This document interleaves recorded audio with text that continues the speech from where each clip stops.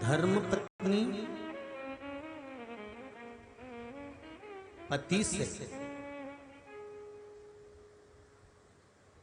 प्रश्न करे,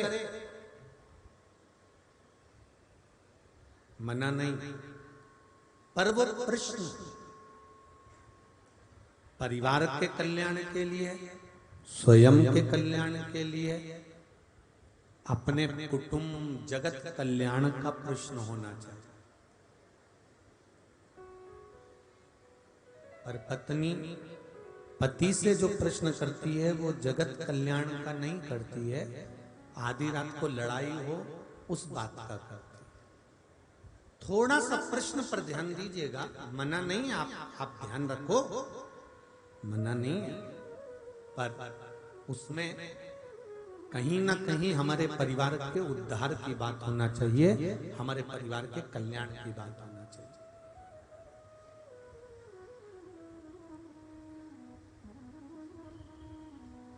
पार्वती जी ने पूछ लिया भगवान शंकर से, हरतालिका तीज की कथा में ये चरित्र लिखा हुआ।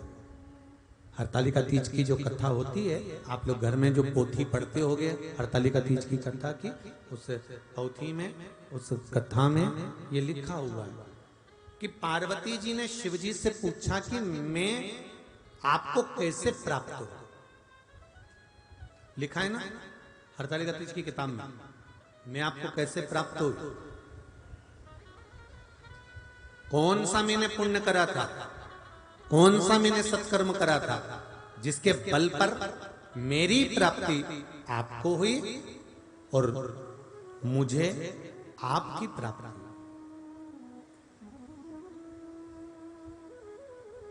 आज के जमाने में माताएं झगड़ा कर कर, लड़ाई कर कर बोल देती है, मैंने कौन सा ऐसा पाप करा था जो तुमसे शादी हो गई।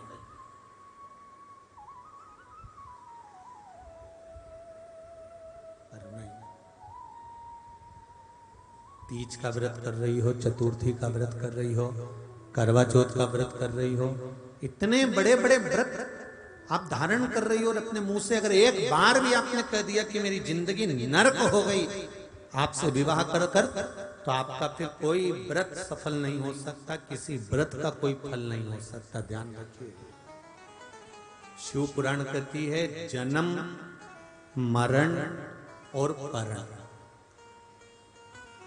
जन्म मैं देता हूं, मृत्यु मैं देता हूं, और विवाह शिव जी कहते हैं वो भी मैं ही कराता।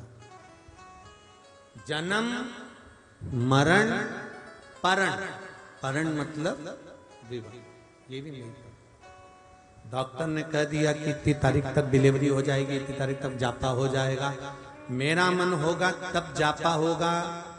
किसी किसी के 9 महीने भी निकल जाते हैं तब तक मैं जापा नहीं होने देता, डिलीवरी नहीं होने देता।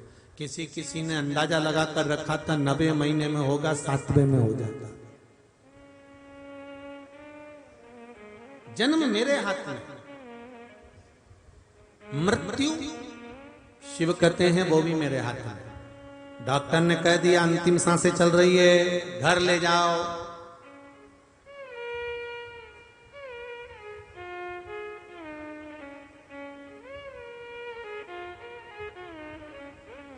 अंतिम सांसें चल रही है, घर ले जाओ। एक पत्र आया है,